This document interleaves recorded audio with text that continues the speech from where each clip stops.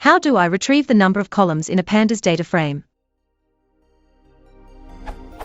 How do you programmatically retrieve the number of columns in a Pandas data frame? I was hoping for something like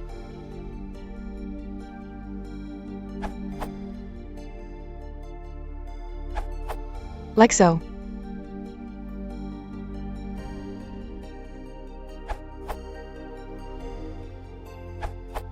Alternative.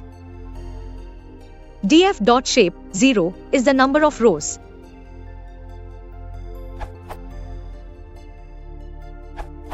if the variable holding the data frame is called df, then gives the number of columns.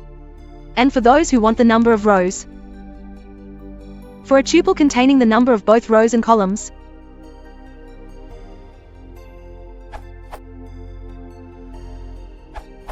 df.info function will give you results something like as below. If you are using read_csv method of pandas without sep parameter or sep with comma.